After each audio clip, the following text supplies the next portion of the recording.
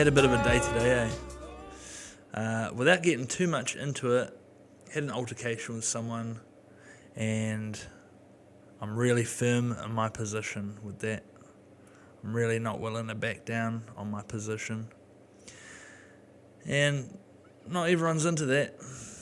You're not going to please everyone, eh? But sometimes you just gotta follow your gut, and you gotta be true to yourself. Be true to yourself. But I don't know.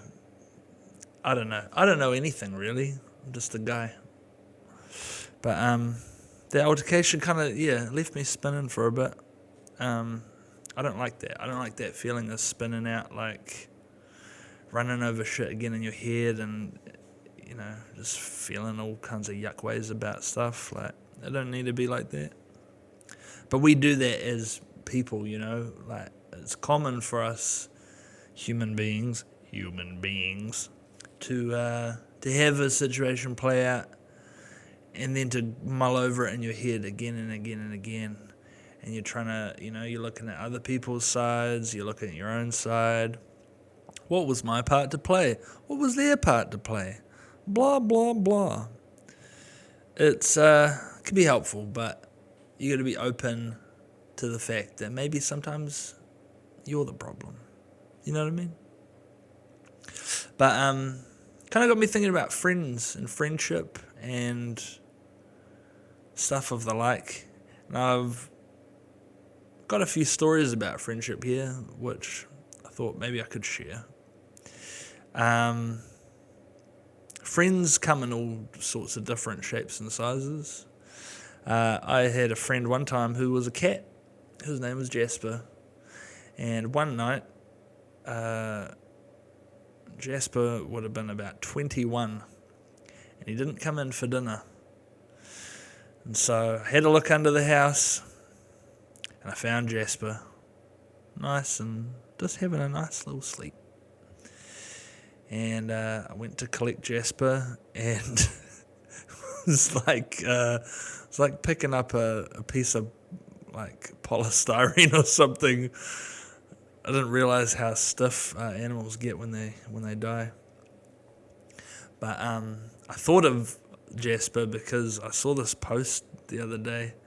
Someone was talking about you really learn whether or not you love your pets after they die, because as you're digging a fucking hole in the ground for them. Anyway, whatever. Had a dog growing up. Well, my old man had a dog. I was playing with the dog one day in the front yard. Would have been like 7. And had this neighbour girl, and she would come hang out every now and then. Or not hang out, like we'd go out on the street and we'd ride our bikes or scooters around. And she came up to the gate and she was waving a piece of grass at the dog. And the dog jumped up and bit her lip and her nose off of her face. So that's pretty traumatic. What else? Oh, alright, here's a fun story. Sorry, I talked about a mauling by a dog in a very casual, nonchalant way. It was horrific, and I do remember it. And I wish I didn't. Anyway, I had this bro back in the day. For this story, we'll call him Bro. We went to Auckland. We had no plan, and we had $300. It was the bro and I, and he had a bro who lived with him, and his name was Jay. So Jay, Bro, and I went to Auckland.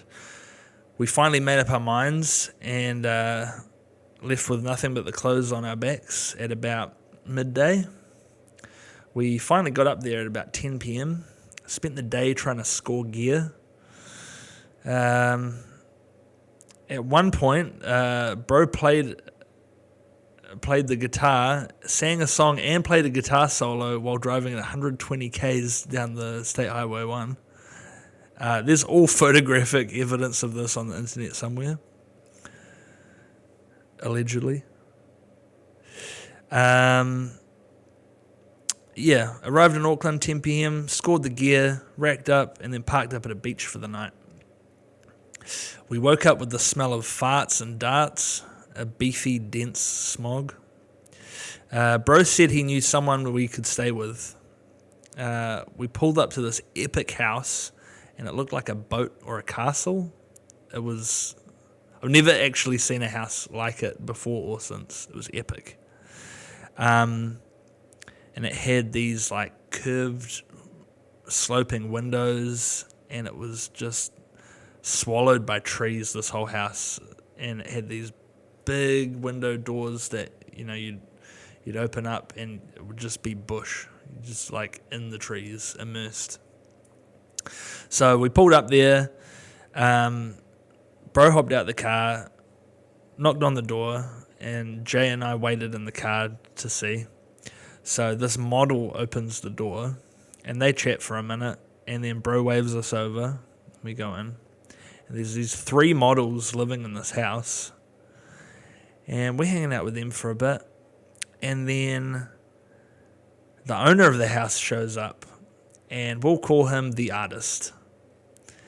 And he's like, who the fuck are you?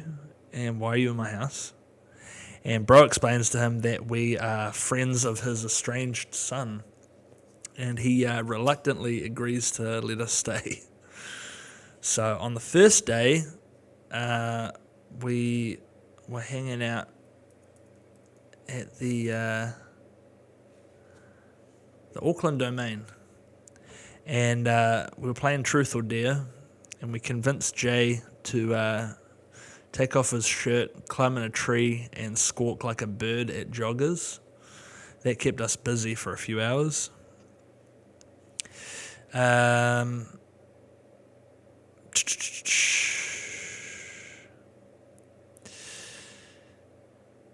hung out. Oh yeah, and then we went and hung out with the models for a bit, and then we did some shit on K Road.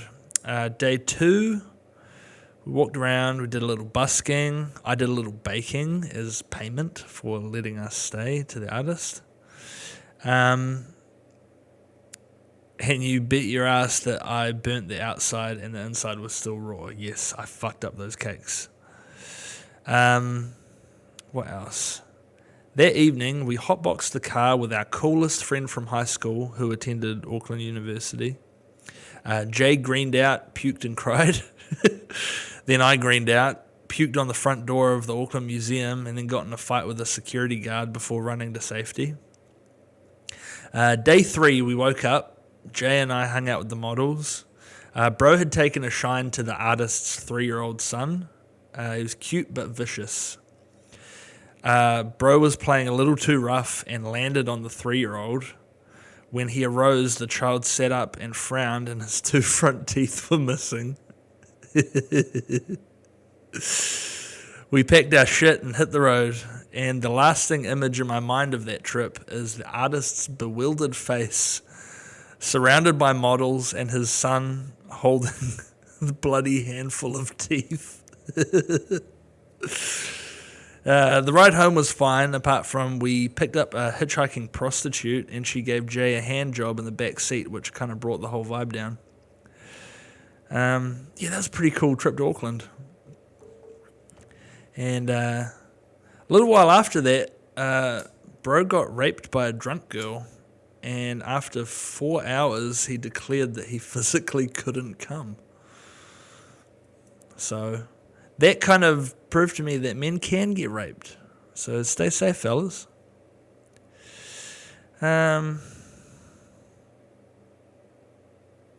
Yeah. Well, maybe we'll leave the stories there for the minute. Shit. What's going on with the world? What the fuck's going on with the world? I know what's going on. Tell me, Bradley. That Todd Phillips guy. Oh, Todd Phillips? That dude who ran off with his kids, he got shot in the fucking head. And the concerning part is that 2 of his kids are still out there in the wilderness. Oh, they got found today. Oh, they found the kids? Like a few hours ago. They found all the kids. Well, thank the New Zealand police. How bloody good. Well, not good. Not good when you kidnap your kids and get shot in the face. But good that those kids have been found. I hope they're okay. hope that they can. Hope it's nice when they see their mum.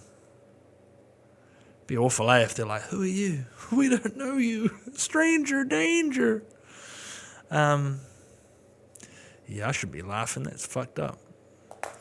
Okay, cool. Todd Phillips. What else, Bradley? What else happening in the world?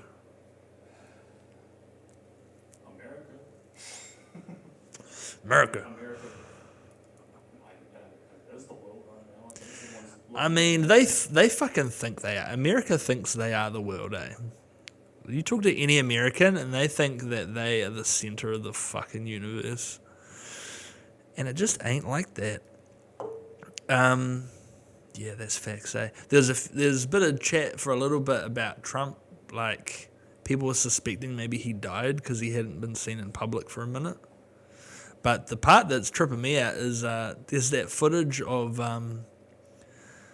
someone throwing like black bags out of the White House windows.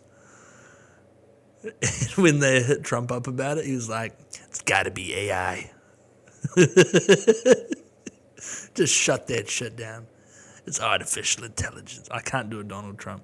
Artificial intelligence. That's not how he sounds.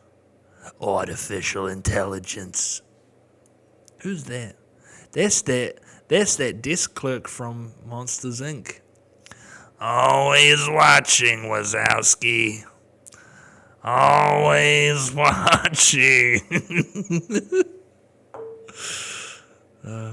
This is how I like to spend my free time, laughing to myself in my garage. What else? Yeah, friendship's an interesting thing, eh? Going back to that topic that I opened with. Yeah, bro, from that story. Yeah, we had lots of adventures, but if I'm honest, we don't hang out anymore. And if I'm really honest, that's kind of my bad, because I wasn't a good friend. And you know, it's hard for men, like, being an adult person and maintaining friendships. But man, it's really important, like, especially when you're down, you know, if you're really down on your luck or down on your fucking knees, like, just barely coping, that's the time when you need your boys to come through for you, eh? And man, if you ain't been there for your boys, like, maybe when they've needed you or whatever, like, well, you can't go crying about that later on when no one shows up for you, you know? You got to show up to be shown up for. You know what I mean? But, like, that's not to say be nice to people because of reciprocity, but, you know, good things will come back to you if you're doling out good things. And shit things will come back to you if you're being a shit cunt. And, yeah, in that friendship, I have regrets. It's not too late. I'm a young man. Like, I can still sort this out. But I guess the point I'm making is that I wasn't a great friend to him. And he was a great friend to me in a lot of ways. And, I don't know. Maybe I'll reach out to bro and get him on and he can share some of his crazy stories. But, doe, a deer, a female deer. Yeah, as you might be able to tell, done a bit of sprucing of the studio here. You can't see that side because no one's over there. It's all eyes on me. But yeah, just kind of decorated with some trinkets and some pieces of art that I like, and even some pieces of art that I've created. And I like that. I like that. Fuck. I'm floundering. Bradley, help me. I'm floundering. What else is good, Bradley?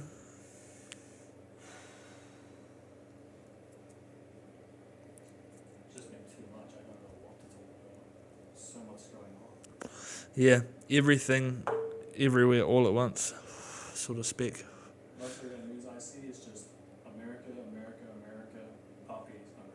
Puppies, America, yeah. America's just the daily reality TV show. Bro, it is, like, people, this Wild West over there, some of the footage I see come out of the States is crazy. And people just live that way. I saw a video today, and this woman was having a full-blown meltdown in a supermarket, and this other woman come over and choked her out and was like, bitch, you need to leave. And this woman did a shit in her pants and shook it out of the leg of her shorts, dropped the shit on the floor and left. Yeah, I don't know where you see that yet. What an outrageous response. Can you imagine you're doing your shopping? I'm talking to like New Zealand, Australia, maybe even Europe. You're out there, you're doing your shopping, right? Someone starts losing their fucking mind over something like, over being misgendered, or, you know, you cut in front of me in the line, or whatever, or you're not a veteran, or I don't know, whatever the fuck. But can you imagine getting so upset that you shit your own pants just to drop logs on their floor and leave? Actually, that's pretty tight. That's pretty tight. I might try that next time I freak out. Shit myself. She shit herself because of the stress. She's stress shitting. Couldn't hold it anymore. Yeah. The pressure is mounting. Everyone's feeling it. Especially Rhonda. Yeah, that was crazy. There's lots of crazy shit out there though, eh? So like, it's kind of like the more crazy shit you see, the less crazy it all seems. But, damn, Daniel. Yeah. Not the goods to be shitting yourself like that. This shitting with intent. Bradley, title of the episode, please. Shitting with intent. I can try and title with that. We'll see how far we get. What else? I do a little bit wish that the camera was facing that way, because there's a piece of art I made on the wall, and I explained it. I was explaining it on the podcast a while ago, but it's kind of funky. It's got different. I'm going to look at it and I'm going to describe it to you. It's got different cubes. 9 of them. There's 5 that are timber, and they have like a swirly pattern in the middle. And then there's 1, 2, 3, 4 that are covered in different fabrics that I found in my workplace. And the one at the top has a picture of Cookie Monster.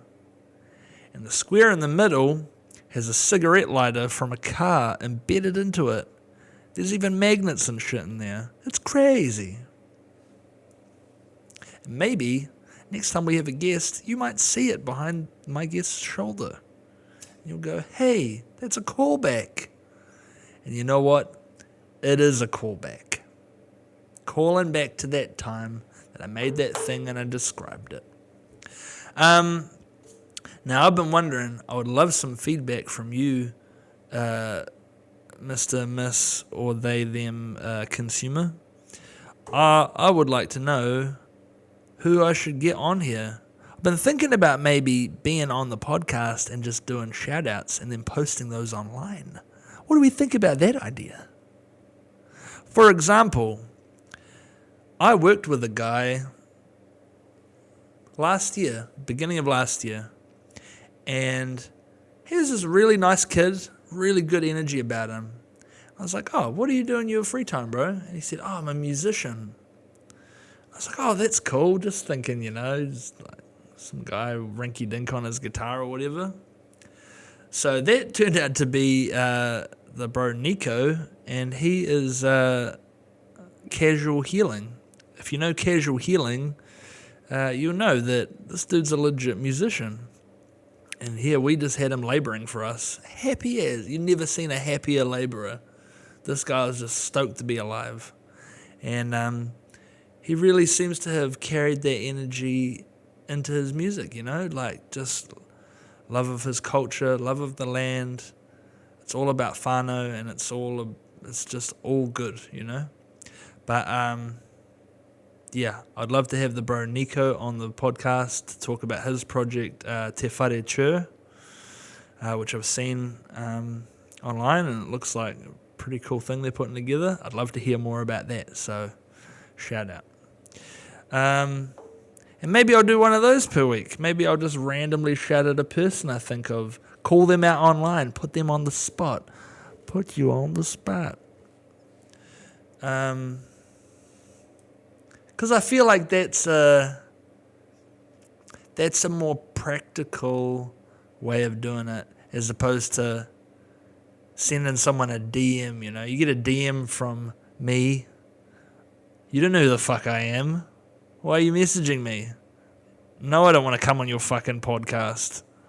Yeah, not if I message you like some freak, like, hey, come on my podcast, guys. But maybe if I call you out on here, you'll be like, oh, what the hell? Some dude made a video about me, asking me to come onto his podcast. Damn right, bitch. That's what I'm doing. Well, shit. I ain't got too much else. I don't know if you can see this lovely Hot Wheels here. This is from my dear friend Blair. Shot Blair. And this beautiful Hendrix that you probably can't see the head of, this is from my dear friend Taylor. So, shout out Taylor. And this big guy up here, I just bought that for myself. Shout out me. Alright, should we have one more story before we hit the road? What's one more story? What's one more story?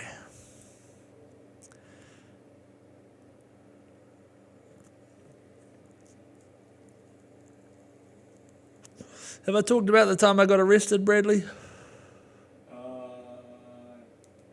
think I remember it actually. Well, maybe we'll put a pin on that one. Come back to it. Alright. I don't know if I talked about this one, but if I did, bear with me. You're gonna hear it again. I had just got qualified in carpentry. Got my NZ certificate, and I'd had, to be honest, a pretty rough day. I was having a bit of a rough time in life then, and I was having a bit of a rough day, and I ended up having this really big confrontational phone call, but I stood my ground, you know, and I felt really good about all of it. Anyway, got home, got Liddy,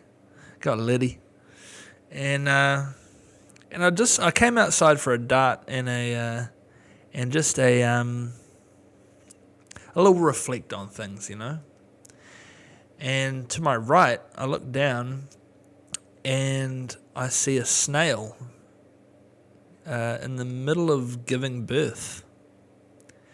And I sat and I watched this snail for probably about an hour, slowly birth 4 little baby snails.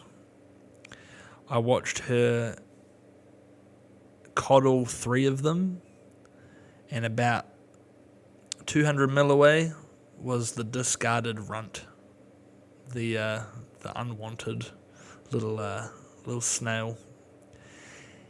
And this, the mother snail coddled these 3 healthy-looking baby snails, and then all 3 of them parted their ways. They all went off into the garden, had a lovely time. And then all that was left was this runt, just like writhing in pain, and just, you're not going to make it through the fucking night, mate. And sometimes that's kind of how life can feel. Like everyone's just carrying on, you know? Everyone's living their fucking life. And here you are, just twisting in your pain, you know, just left behind in your pain. And it doesn't have to be that way, you know. I mean, in that situation, it did. And I wasn't going to get in the way of nature. I wasn't going to help, you know, bring that little snail to life or help him. Because some journeys you got to do on your own. And that poor little bastard had to do that one on his own. But you know what? That evening, this poor bastard had to do it on his own too. So that's how it goes. Anyway, I don't know. I don't have a point half the time. Sometimes I do. We'll figure it out together. Yeah, we'll call it. Love you lots. Fucking take care of yourself, hey? Like, it's hard mahi just living, let alone, being hard on yourself or getting bent out of shape about shit you can't control. But, be reflective if you're in doubt, and be confident when the time is right. You know what I'm saying? Like, I guess I'm referring back to what I opened with about my little confrontation today. I feel confident that justice will play out.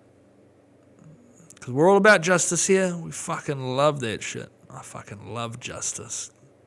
That gets me going. Fucking gets me going. Yeah, cool. All right. Have a good night. Fucking hell. I'll see you next week. Bye.